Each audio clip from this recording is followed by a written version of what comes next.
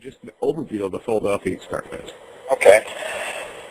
The Philadelphia experiment acquired that name because in the ending phases it was centered in the Philadelphia Navy Yard. The original work actually began at the Institute of Advanced Study in about 1933, and actually goes back about 2 years earlier than that, before the Institute even existed. The basic idea and the brainchild of this, which started it all, was Nikola Tesla. And he was kicking the ideas around with some friends at the University of Chicago about 1931. How can you make an object invisible? And there was a lot of discussion, but at that time nothing concrete happened. And in 1932, Franklin Delano Roosevelt was elected the 32nd president, and he knew Tesla very well from World War I when he, Roosevelt, was Undersecretary of the Navy. And Tesla did some government work then for the government in World War I. So Roosevelt becomes elected 32nd president and invites Tesla to Washington to have a little conversation, I tell you, know my old friend Nikola sort of thing. And what are you up to now? And he already knew most of it. He wanted to get from Tesla's mouth. The intelligence wasn't good in those days, but it wasn't that bad either. And he told him what he was working on. His ideas about invisibility and so forth, and Roosevelt sort of perked his ears up and said, well, because Roosevelt, of course, had a very heavy connection with the Navy. And he says, are you telling me that you might be able to make a complete naval warship invisible? I said, oh yes, this is the theory, and I said, I'm quite sure we can pull it off. It will take some years of work. So Roosevelt said, well, how would you like to be the director of this project? And I will see to it that you get some money, because at that time the Office of Naval Research had a lot of money to burn, a lot of money to spend, and they weren't quite so much shut down as they were during World War, right after World War II. But they had the money available, and they funded Tesla, and they said one of the conditions will be that you move this operation into the Institute of Advanced Study in Princeton, New Jersey, and you'll be the director. Well, that's fine. He agreed to that, and they moved it there. And Tesla, of course, had many other things ongoing at that time, but he spent a certain amount of time at the Institute and also his other laboratory. He had a secret lab in New Jersey, where few people know about, as well as this alleged room. It was real in the Hotel New Yorker where he lived, but he also had a suite of rooms in the Waldorf Astoria, the two twin towers of the Waldorf, were his labs. So he did a lot of work in a lot of locations on many different things. But he took to undertake this one and gave it due attention and delegated other people to carry out his ideas and so on. Basically, it was conducted at the Institute from 1933 onward, when the Institute was actually formed with the 4 original founding members. He was not a staff member as such. He was the head of the project. They had no folder on him, and I went to the Institute once, to the archivist there, and I says, don't you have a file on Nikola Tesla? He says, well, we do, but there's nothing in it except this one telegram announcing his death and funeral arrangements at the St. John's of Divine in New York. That's 43. But I said he was not on staff. He was not paid by the Institute. Therefore, we did not keep a file on him. He just had that one folder. But I said, we do have a lot of people come in here as consultants, so we do not keep folders on it. I said, it happens all the time. But Tesla was in charge of the project, and they carried on 1933 to 36. They had a first test in 36, which was pretty much a flop. They gave them some idea that they were maybe working in the right direction.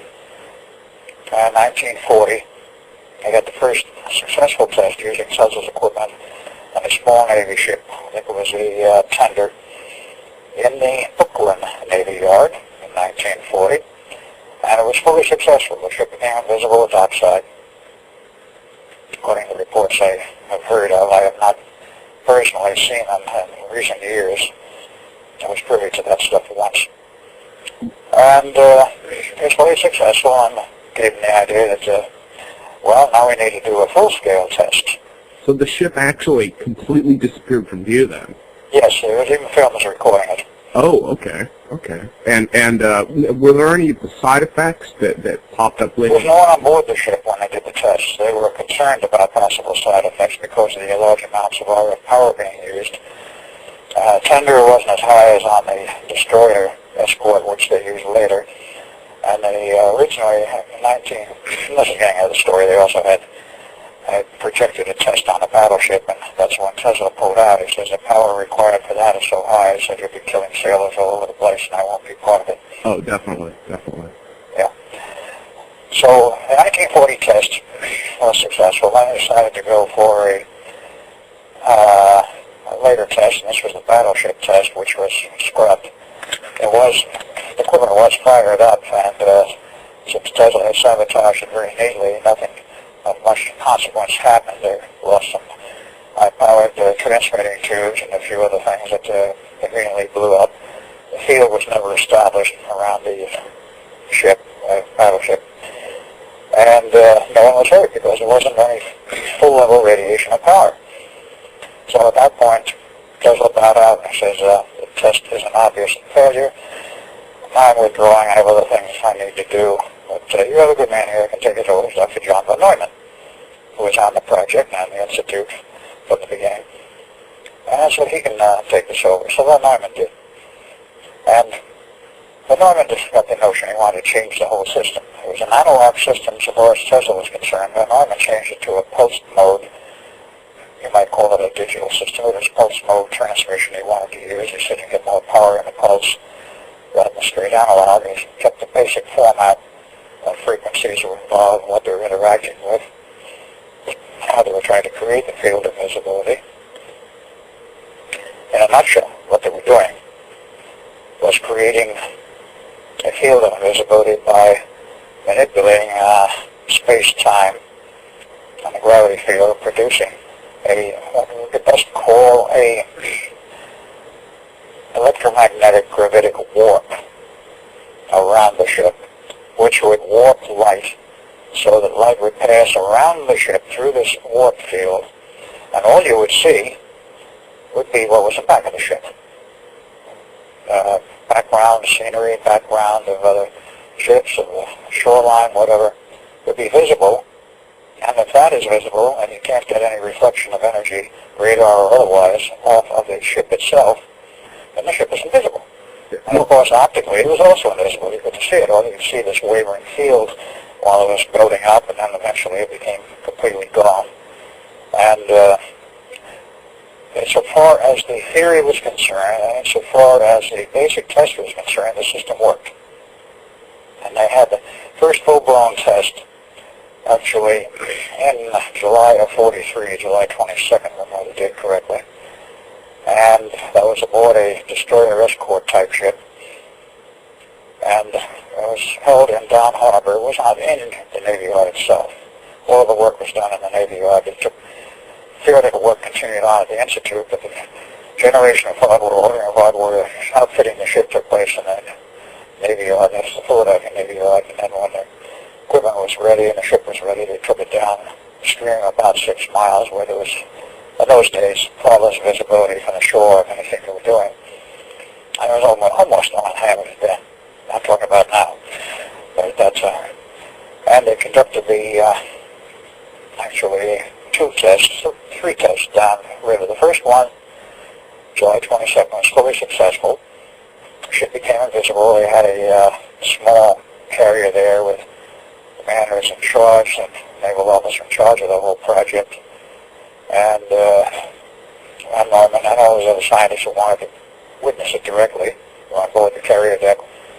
And orders were given from the carrier, and the people who carried out those orders was Duncan and myself, my half-brother Duncan Cameron and myself. Then I was known as Ed Cameron. And at that point, when we were doing the test, we had been elevated to the rank of captain in the Navy, U.S. Navy. And we were there because we were both trained physicists. We both had PhDs in physics. And they wanted, basically, scientist types there to run the equipment because he said, if something goes wrong, you're responsible as to what happens next. Now, you try to repair the equipment, you shut it down, just what you do, it's going to have to be your decision. if something goes wrong as to what to do. We want people there who know the whole theory and know everything that's involved with the systems. That's why they chose us. And first test, we ran the equipment, we turned it on by radio command. And July 22nd, everything went very smoothly. There was no problems. The visibility field was working. They couldn't see the ship at all. And Navy liked the results, but I said there's just one problem here.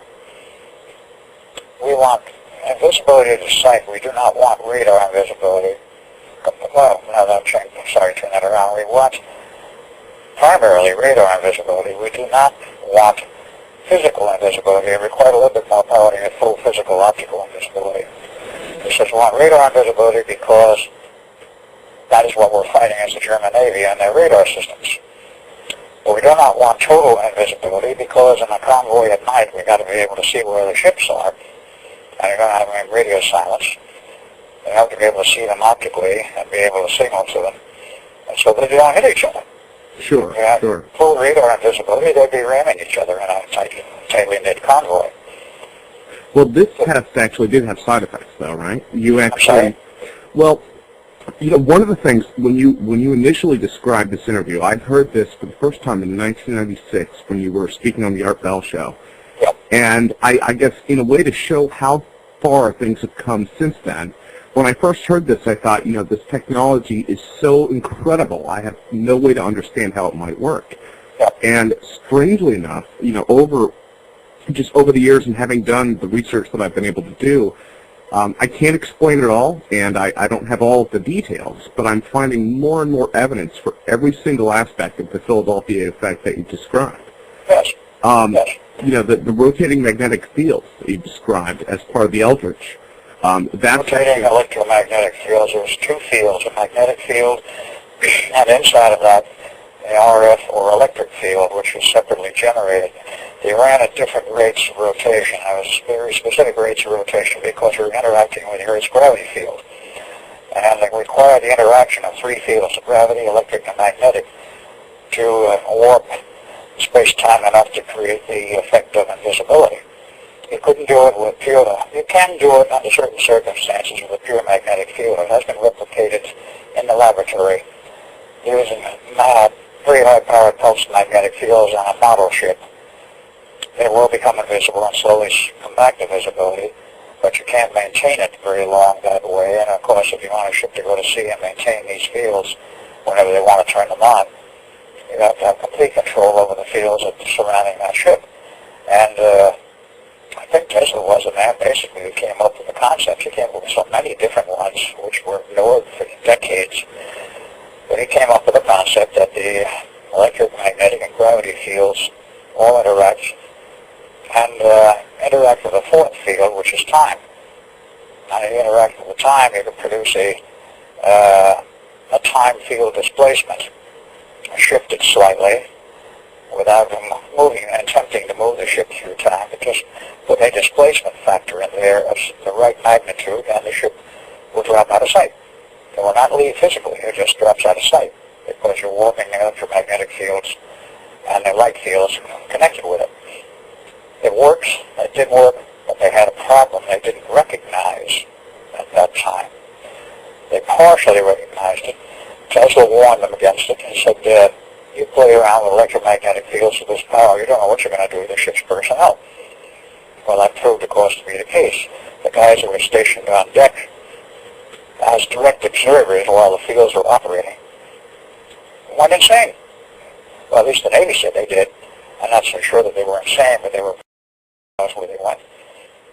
And those who were on deck became partially invisible themselves, so inside the field they didn't affect them that much because the field was designed to produce the effect of invisibility around the ship, but outside of the, shall we say, the perimeter of the ship. It was like a donut with a big hole. The ship was in the hole. The donut represents the electromagnetic fields which were being generated. Oh, okay. Now, in the initial considerations of how to produce this effect, there was a lot of discussion. And Tesla originally wanted to do it a different way. He wanted to produce a field which could be called an oblate spheroid, which was a completely enclosed field. What was finally adopted was a toroidal field, which was not closed but open. Open in the center, of course, and that's where the ship would be. And that was a fatal flaw. And I'll explain why in a little bit. But that was easier to do. It was a consideration at the time, and since the war was on, they were concerned about time and how soon could we get a working system going and be able to replicate it and put it on other ships. Sure, sure. Very natural and normal considerations, but they did not really understand the nature of the beast that they were dealing with. And little did they understand or have any concept of the fact that the continuation of the research at Montauk in the 70s and the 80s with alien help was deliberately designed by the alien groups influencing the design work at Montauk to create a working wormhole.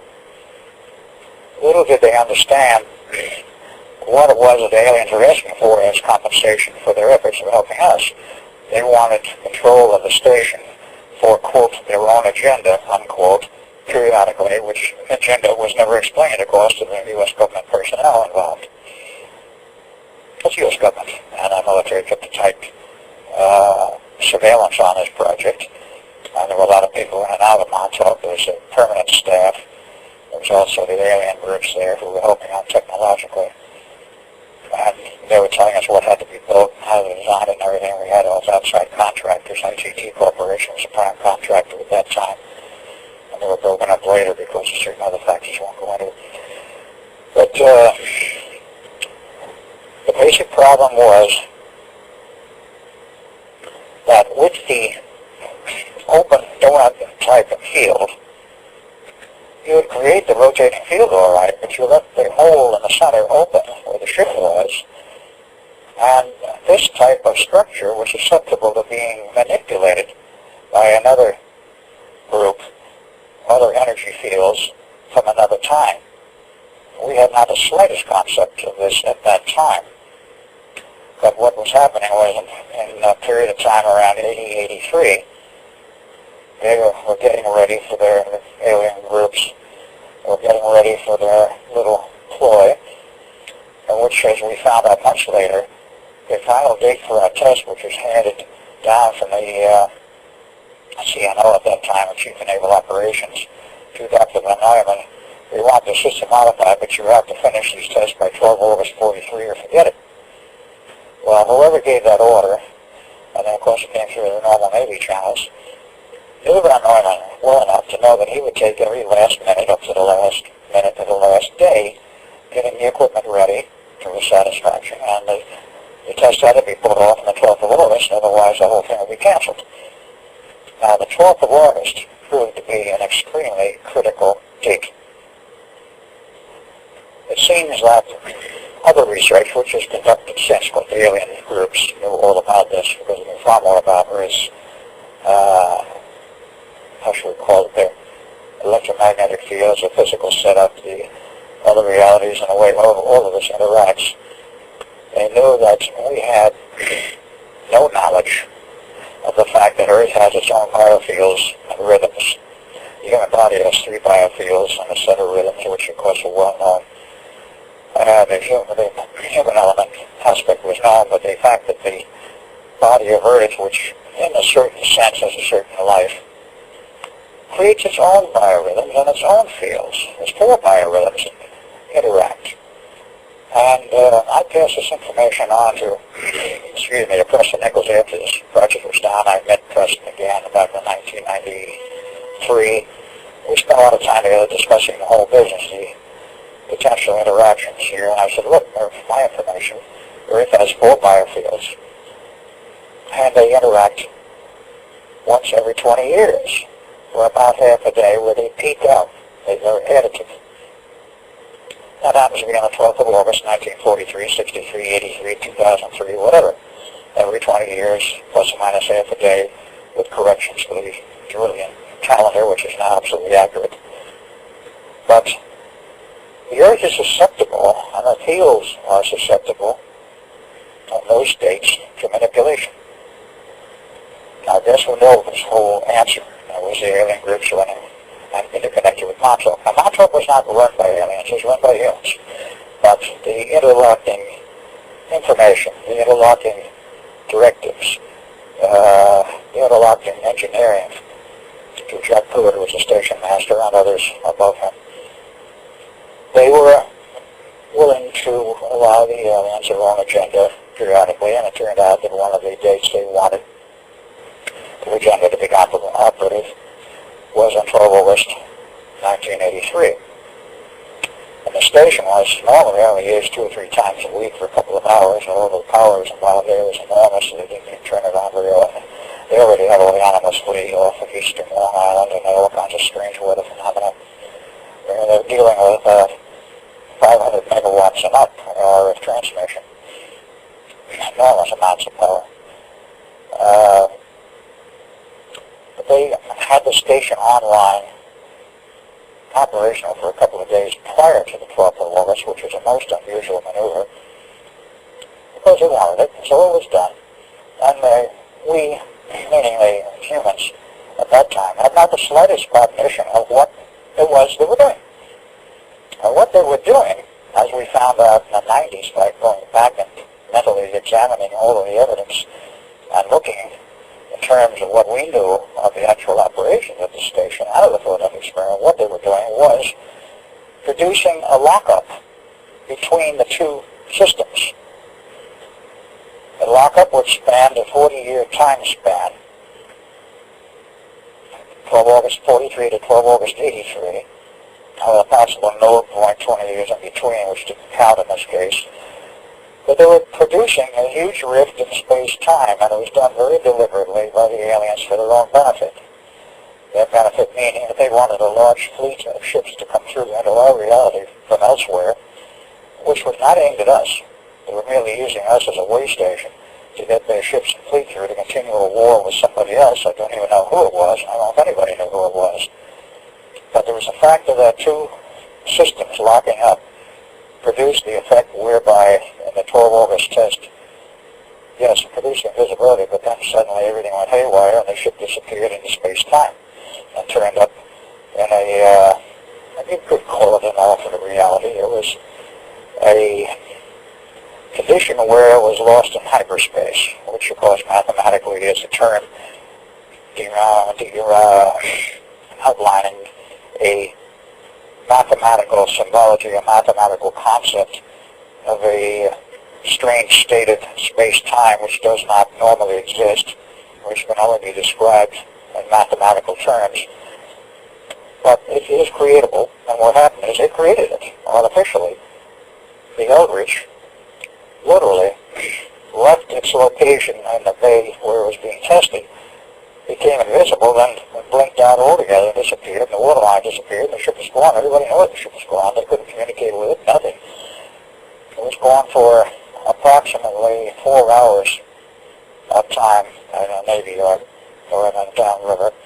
When it finally returned, but it would again dive into hyperspace because of the interaction of these two systems. Well, Al, one thing that I'd like to ask is, there are a lot of inventors out there listening to this, and they're probably thinking to themselves, you know, on a small scale, can I touch any of these fields? Is this something I can, maybe not full hyperspace, but even different aspects of this, like the jellification of metals from the Hutchison effect, or lots of different things that tie into not only the rotating magnetic fields, but also it sounds like Bearden's quantum potentials might be involved to some degree. And yes, well, quantum physics came out of this work, and von Neumann is given the credit for that. We developed quantum physics back in the days of the late 40s. There's further research was done on the project eventually. We solved the problems, but yes, there's many things involved here in quantum physics, newer concepts of physics that did not exist in the textbooks. See, at the Institute of Advanced Study, they're doing all the advanced research, and they had all the advanced scientists. They were working on this sort of stuff. They were creating concepts. They were creating new mathematical systems. They were creating entirely new ideas of what physical reality really is. oh, sure, sure. Well, of course, one of the things which eventually turned up, and of course this was known by the ancients, but it was not known by our scientists and physicists of that era, that actually we are a multiple reality universe, and actually multiple reality groupings, if you will, of planet Earth. Planet Earth itself has 7 realities. What we call planet Earth, the whole total mesh, the whole total concept. There are 7 orphan realities, and they can be mathematically defined. And this is one of the things that came out of the research after the war, some of Von Neumann's work, and plus a lot of others, and some of it came out of ancient texts, and some of it came out of pure research. But there are many aspects involved of reality which most people have no concept. There's not a word or a brush given to this in any current textbook. And they keep it well hidden that way. Those who dig can find the information, but you have to dig in a way to dig. Well, in terms of replicating, I doubt that anyone has the turboelectric generators to be able to create their own Philadelphia experiment. But on a small scale, do you think that there are some experiments that people could do to move closer to being able to understand this, at least experimentally? Yes, there was a laboratory replication of the experiment by the means of very high-powered pulse magnetic fields. The story of this, there's a full paper was issued in the Cecil Society meeting in 1994 by the Coram brothers. They did this in the lab. What they did was, they said we couldn't afford the equipment to build something to sustain a high-powered magnetic field of the intensity we wanted. So what they did was they got some of these energy discharge capacitors, charged them up in a normal manner with normal power supplies, and then discharged these huge capacitors, or the backs of them, into a system of coils wrapped around a model ship, and then get back a distance from the test, so it wouldn't be bathed in too much strong electromagnetic fields yourself, and try to photograph it. Well, they said they were able to create invisibility of high pulse run through these coils from discharging back the capacitors, would create a large magnetic field so that the model ship became invisible. Bang, just flipped into invisibility, and then slowly came back into the visible range. So they were able to prove in the lab that you could do this. Their attempt was not to replicate the whole system, but can you prove theoretically that this is possible? And they did. And that paper was issued and is available, and it is referenced. They're on the website if you know where to look, and I don't know the exact name now on their website, but it's on my CD. The reference to their paper and some of the text. They gave me permission when we made up the original CD to quote from their textbook, not the whole thing.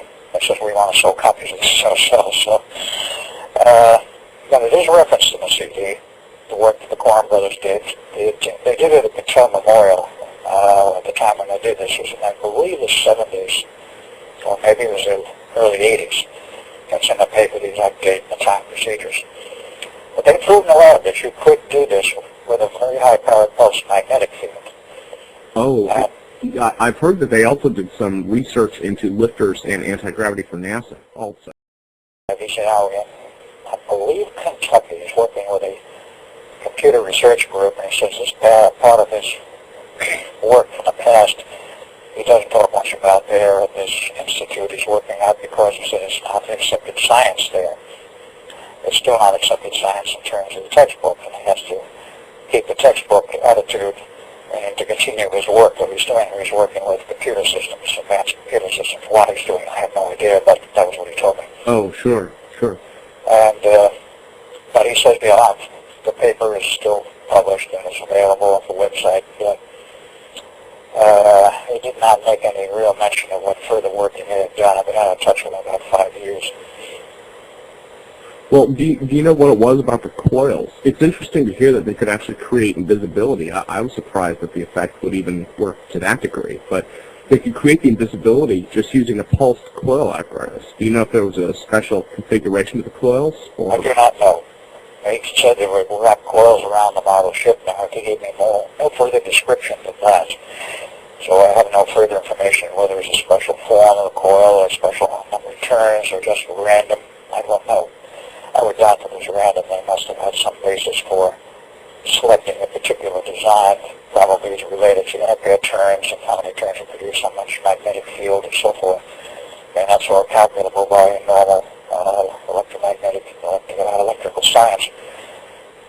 But the important point was 2 points. One, they did get the effect. Number two, they couldn't put it on film. They couldn't make a movie film of it.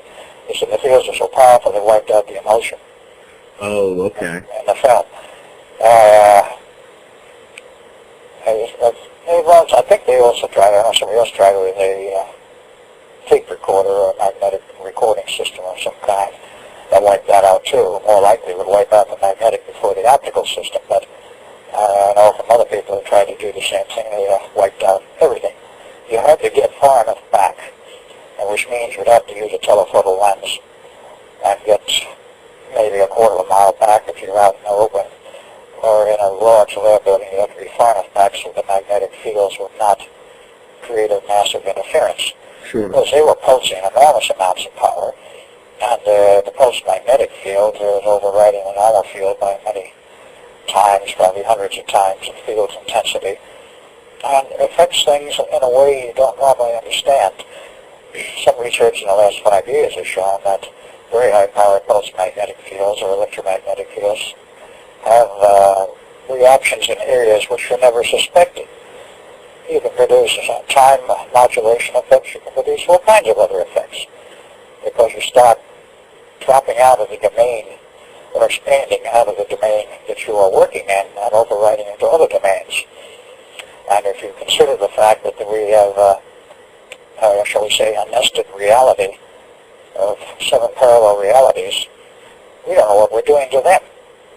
I don't know if anybody's ever sat down mathematically and tried to calculate this as to what the effects might be on other realities, and why the other ships slipped out of our reality into hyperspace, which means possibly could be interpreted, and I'm saying this as a theoretical analysis, but possibly be interpreted as it went into another reality rather than just into hyperspace. But where does one end and the other begin? There's a lot of research that needs yet to be done, possibly has been done on the QT in terms of government research, because I know some of the government research work has been very advanced. I mean, they've replicated all of the alien anti-gravity drives, we've replicated other things. Our fiber optic systems were taken off of one of the crashed UFOs, the one in 1947 in New Mexico, the Roswell crash, as they called it.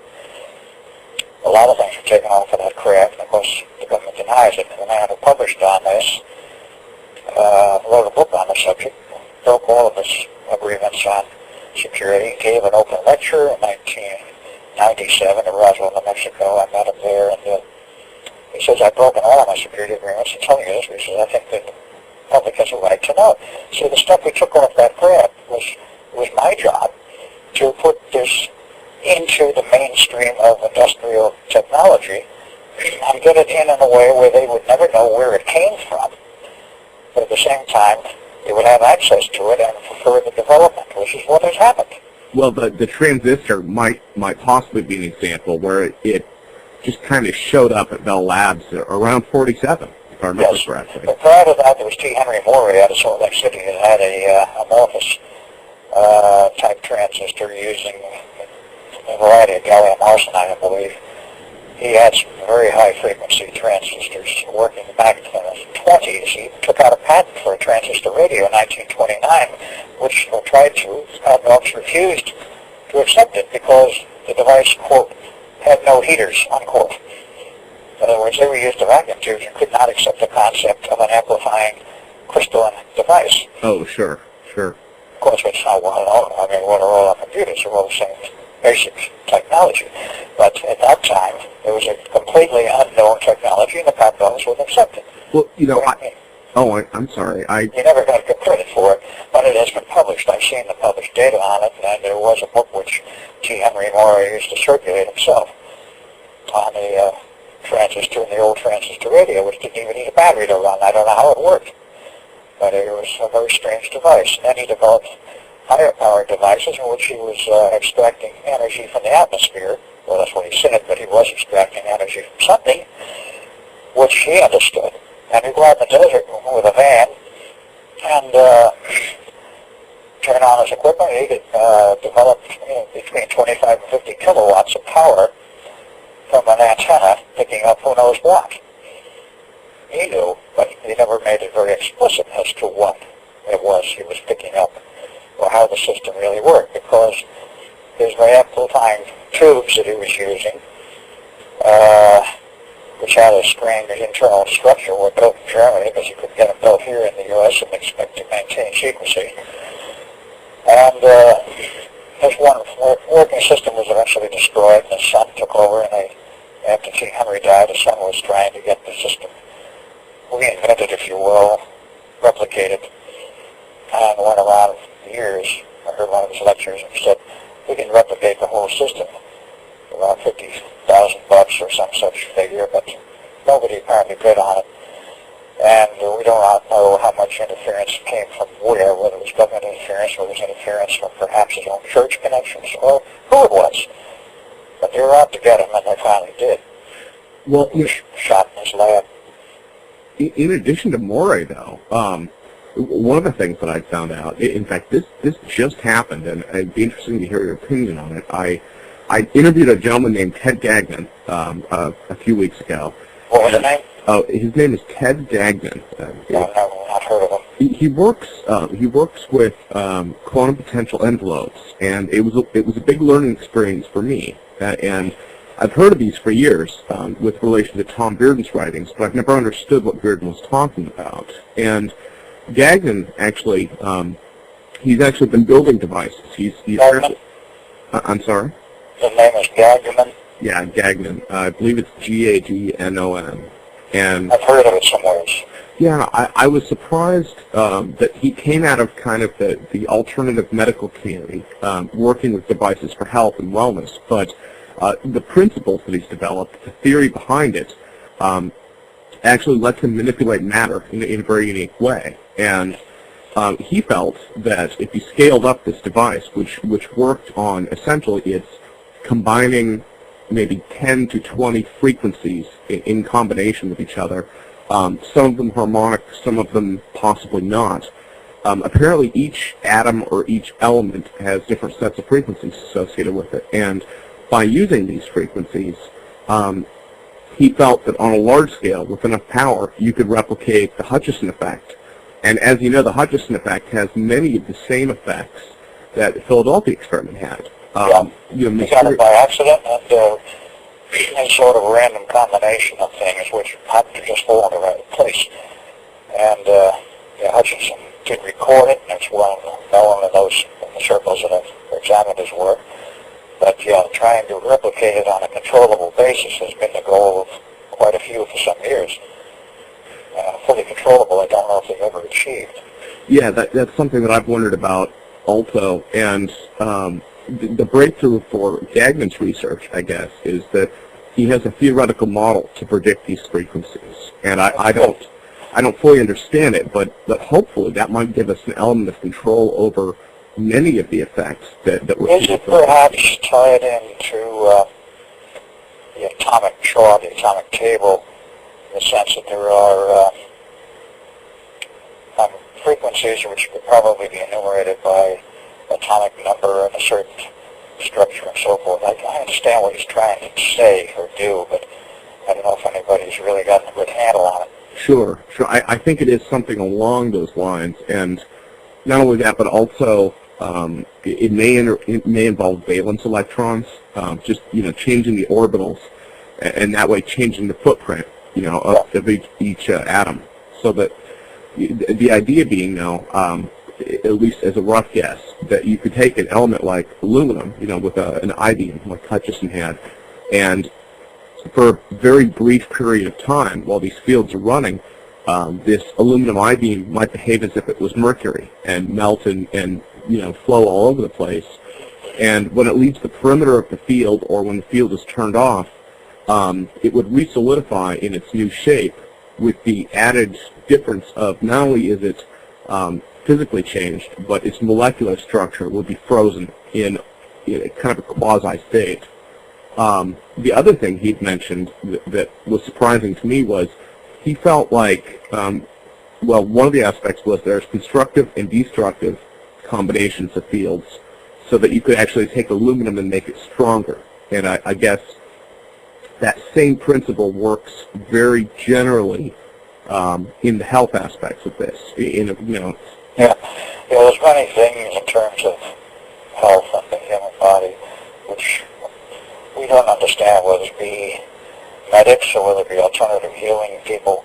We don't fully understand about the human body and the way it works, and the fact that it is a conglomerate of many fields, electric, magnetic, and otherwise, where if you know how to access them properly, you can stimulate the body into rebuilding itself and to doing things which maybe people never thought it could do.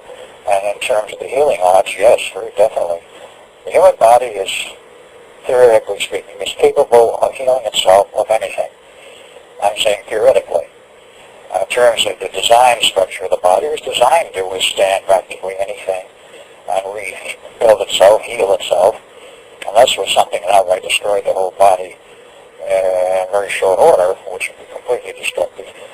But normally, the body can heal itself of certain ills and ailments and so forth, and many other ills and ailments today are artificially generated anyway.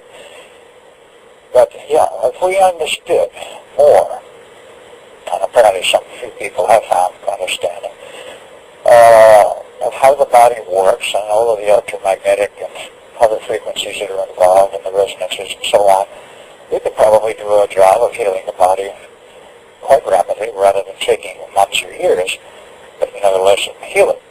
And we don't understand all of the mechanisms involved in the human body. There's much more than a physical body. That's the problem. Most physical scientists don't want to acknowledge the electromagnetic aspects, the spiritual aspects, the other body forms which are there other than the physical. In other words, the emotional body, so-called, the mental body is the magnetic shell body, which, and of course the matrix blueprint for each human body, which is what causes the body to grow up as the child grows to a particular final form, is all there in the first place. We don't really understand it. Yeah, definitely. But, the thing that surprised me was just, once again, it's the elements of the Philadelphia experiment, which was such an amazingly different experience, I guess, when you first talked about it on air.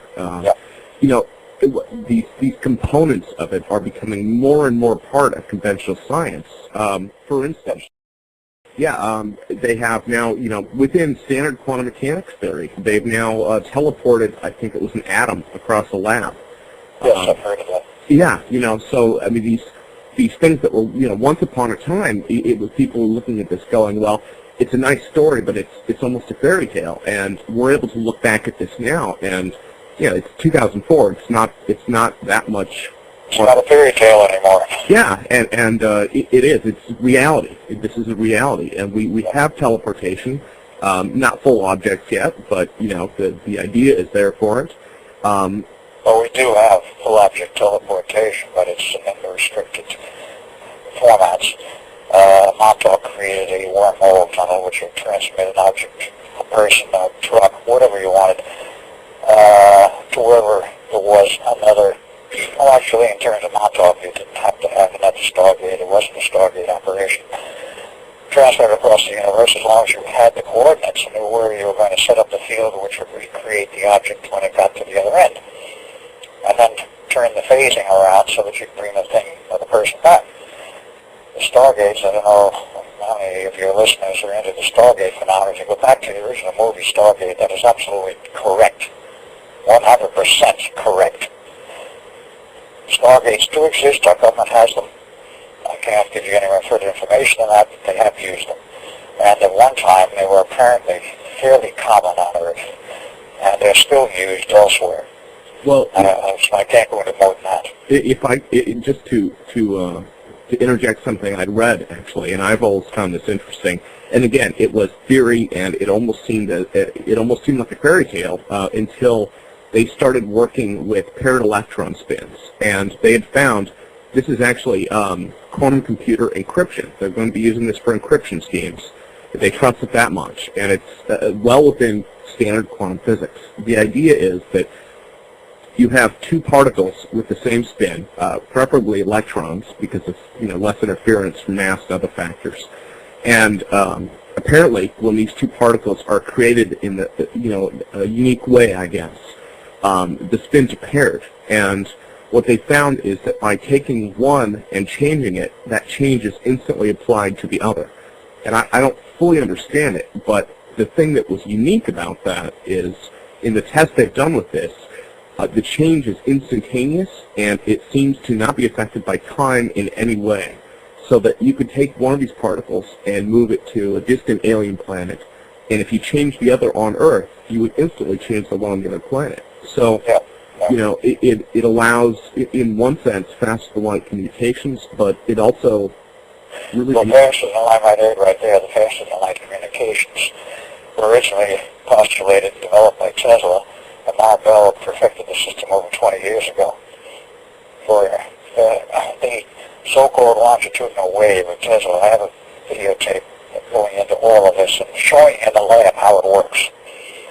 And Mr. Eric Bielek did this about 1986-87 in the lab, and the videotape is not well known, but he showed the difference between standard transverse waves as normal electromagnetic wave transmission and theory as we know it today, and the longitudinal wave of Tesla, which travels instantaneously across the universe. It violates everything that Einstein ever said and so forth, but they've been using it. And this type of transmission, the transverse wave, engages a lot of possibilities which are fascinating as well as actually exist in a practical manner. Mind thought matter is transverse waves, because the mind can transmit to another mind anywhere if you are capable of the telepathic linking. But it is an instantaneous form of transmission, and Bell has long since found out how to convert that into, so let us say, hard science, into a transverse wave transmitter-receiver system. Just call your cell phone. Well, one of the interesting questions, I guess, more philosophy at this point than anything else, is one of the complaints about Star Trek, and I think they even addressed this in the movie, was that in the Star Trek universe, their fictional universe, Star Trek, the transporter works by breaking the person down and rebuilding them out of different atoms.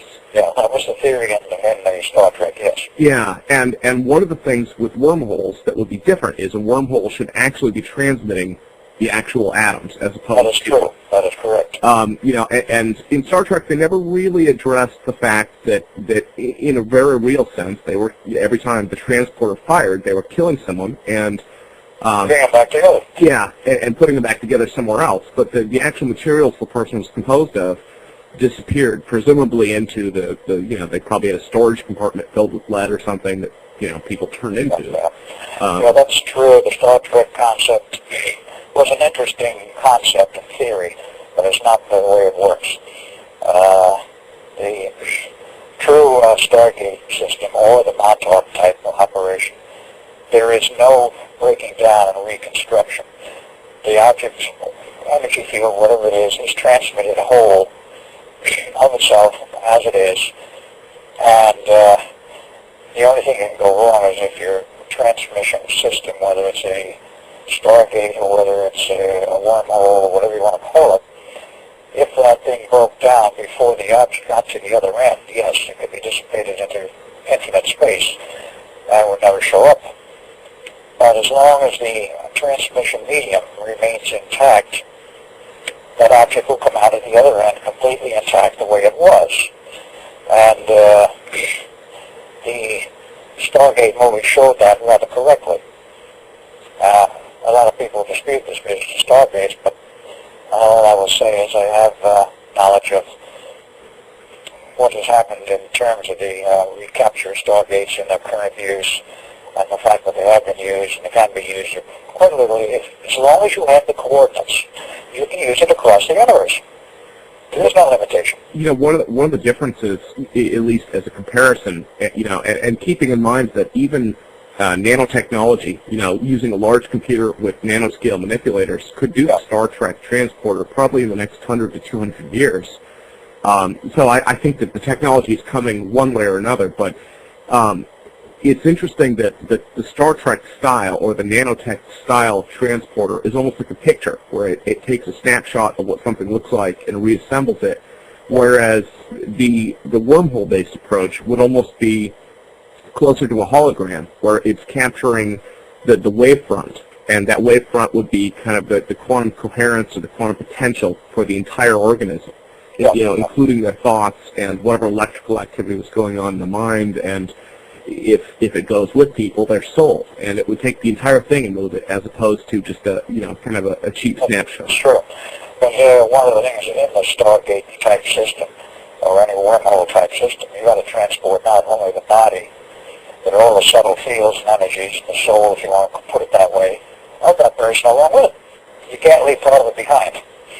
The physical body is much more than just a collection of atoms and tissues and living tissue and so forth. There are energy fields connected with the human body which must go with it or you kill the body. It's a very unique transport mechanism. I don't know, I don't think today we could possibly replicate it even theoretically, much less in terms of actual hardware to build it. The wormhole, as was originally developed at Montauk, got a lot of alien help. And those guys, some of them were very, very knowledgeable. Of course, they came from outside, from older civilizations, and had the knowledge, and they transferred it to us in their own language, and knew how we could do it as long as we were told how to do it, and given the proper guidance, which we were. But those types of technologies are very, very advanced, and it took other minds. We can replicate it eventually, but who created some of these systems in the first place, who knows? But they worked. Well, it would be interesting to see, and I don't know, maybe this is something that only the government could do, but you know, I'd almost wondered if there was a way to flag down a UFO, for lack of a better word. You know, just to, I mean, you know, I always thought it would be neat. What if you could put a sign on your house that said "ET land here"? And while I doubt that would probably do much, you know, with some of these technologies, do you think there might be a signature for actually calling some of these other beings? When you say a signature, exactly what you mean? Well, one of the things that I'd wondered about, and looking back in hindsight, I kind of doubt it, but when I was running the lifters every day, there was a period of a few months where I just started building up in my experiments, and I was escalating power levels and escalating the size and output of these devices. And, you know, there were a couple really interesting UFO reports that were right here in the Seattle area. And I'd always wondered, I thought, well, you know, it's like, for instance, that we used a nuclear bomb for the first time in the 1940s. And shortly thereafter, UFO reports start pouring in. And the thought had been, are there different types of electromagnetic signatures that they would pick up? And, like, a nuclear bomb would make sense, because if it's not a star, you know, there aren't many situations in the universe where nuclear events happen. So... No, they don't, as you say, open a star, they don't happen by themselves. There's too much complexity involved with the nuclear device and special combinations of materials, and on and on and on. They don't happen by accident. That's what you're saying, and I agree 100%. The nuclear device has to be designed and created, and very carefully designed and created to know what it's going to do. Yeah, those are not events that are random, happen by accident. Yeah, well, not only that, but it's possible, you know, judging by how sensitive cell phones are and modern communications, I'd always wondered if, you know, something like the Philadelphia experiment, if an inventor was able to work with something like that, maybe not the exact same technology, but something similar. I'd always wondered, you know, what if ET showed up and said, hey, please stop, you're messing with our phone system? You know? Yeah. I mean, presumably they're using some type of FTL communications thing, and you know, our first efforts would almost be, you know, like if you look at electromagnetic motors from 1950s era appliances, you know, they cause horrific interference with modern day communications technology because yeah, they weren't really shielded. They used a lot of power. They used metal cases, so whatever fields you have going on just to amplify it. And you know, not to say that they were better or worse, but that compared to the more sensitive modern equipment, you know, sometimes I wonder if, you know, I mean, you have SETI broadcasting messages out there into the galaxy, but you know, it may be in a way that's almost secondary. You know, those nuclear bombs. Yeah, they were using basically electromagnetic radiation, non-standard electromagnetics, which limits the speed of light and also the attenuation factor of an electromagnetic wave is such that they're not going to get very far. If you use, that's using a transverse wave, if you use longitudinal waves, all that Tesla, you can get across the universe. Today, they know the difference. Tesla knew the difference, but no one wanted to listen to him at that time. Oh, definitely. I mean, Tesla was so, in so many ways, he was so far out there that I think the next few hundred years. In his own right, and we respect him. Some people respected that, and others did not. And those who respected it just quite literally in some instances, so was stolen blind. But then again, he was not a fool. He had over 400 patents at the time of his alleged death. I say alleged because there's a lot of evidence that he didn't die in 43. But in any case, over 400 patents, which are all displayed at the University, Tesla's museum at the University, I'm not sure which one, but it's in Belgrade, Yugoslavia. They built the Tesla Museum and Library, and all of that after World War II was over. They seized everything from his apartments and labs in New York in 43 and put equipment behind in storage until the war was over. Because in his will he said he wanted everything transferred to his homeland. His homeland was Serbia, but it was absorbed by Yugoslavia after World War II, so they built a museum in Yugoslavia, in Belgrade. But they have published on all of his patents. They published everything he did. Now, apparently the museum there is still translating and still publishing some of his newer stuff. I am not in touch with them, but I know they put a lot out. I've seen some of the republished patents. And he had over 400 of them, and he had some incredible stuff. And he was very, very advanced in his thinking, his mathematics. And for a man who never had a formal degree, he had honorary doctorates given to him afterwards, even while he was alive. But so thought he possibly, because there's rumors about where he came from, that he possibly brought all the knowledge with him from wherever he came from. Oh, sure. You know, you have to... Also, there's another interesting side issue here, which we don't know much about. He had a brother he was very fond of, and the brother died at the age of 10 from a horse accident. And so it was said that Tesla never totally recovered from that in terms of the emotional aspect. And maybe that influenced his wanting to leave his home area and come to the U.S. I won't go into his early history. He had quite an interesting early history. He finally connected with people who believed him and had some money. One of them fleeced him thoroughly, but the other one never did. But those are all side issues.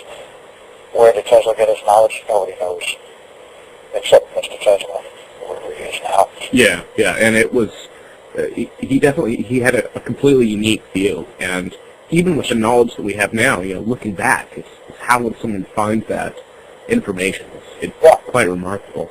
He had knowledge which we're only beginning to uncover today. And he made it work. Anything he wanted to do or achieve, he made it work. He even had field systems to shield a city from attack. And he was, I don't know if he considered nuclear attack, but during World War II he was trying to get the British and the Canadians to accept these shielding electromagnetic, or whatever they really were, shielding systems which would keep the bombs out of England or wherever. They didn't believe him. They didn't believe it could work. And since then they found out he knew what he was talking about. Al, had a lot of developments and a lot of systems which, while they were theoretical concepts, his theoretical concepts usually work the first time you built them. Yeah, I'm sorry to interrupt. We're out of time for today, but I'd definitely like to invite you back for the future. This has been just I'd be happy to. It's an amazing conversation, and you're an amazing person to talk to, just from what you've seen and what you've been able to do and just the things that you've run across in your life. Yeah. So thanks You again. run across a lot, that's true, and my life is much longer than the posted, now 77 years.